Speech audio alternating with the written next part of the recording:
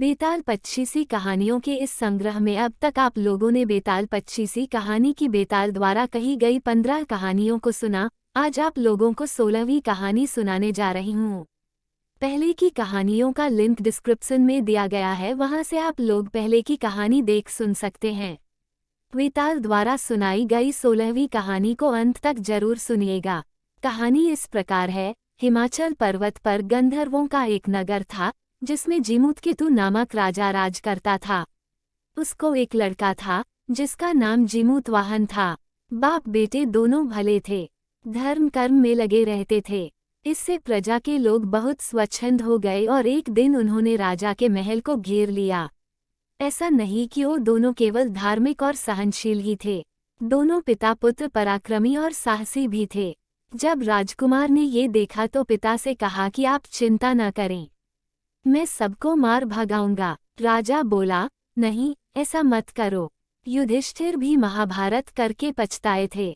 इसके बाद राजा अपने गोत्र के लोगों को राज्य सौंप राजकुमार के साथ मलयाचल पर जाकर मणि बनाकर रहने लगा। वहां जीमूतवाहन की एक ऋषि के बेटे से दोस्ती हो गई। एक दिन दोनों पर्वत पर भवानी के मंदिर में गए तो दैवयोग से उन्हें मलयकेतु राजा की पुत्री मिली। दोनों एक दूसरे पर मोहित हो गए।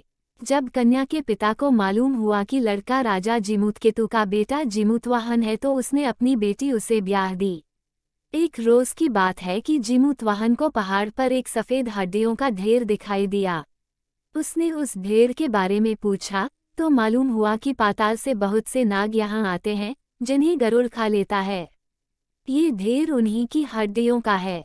उसे देखकर जीमूतवाहन आगे बढ़ गया। कुछ दूर जाने पर उसे किसी के रोने की आवाज सुनाई दी। पास गया तो देखा कि एक बुढ़िया रो रही है। कारण पूछा तो उसने बताया कि आज उसके बेटे शंखचूड़ नाग की बारी है, उसे गरुड़ आकर खा जाएगा। जीमूतवाहन ने कहा, माँ तुम चिंता न करो, मैं उसकी जगह चला जाऊंगा। बुढ़िया ने बहुत समझाया पर वह न माना।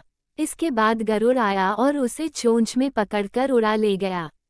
संयोग से राजकुमार का बाजूबंद गिर पड़ा जिस पर राजा का नाम खुदा था। उस पर खून लगा था। राजकुमारी ने उसे देखा, वह मूर्छित हो गई। होश आने पर उसने राजा और रानी को सब हाल सुनाया। वे बड़े दुखी हुए और जीमूतवाहन को खोजने निकले।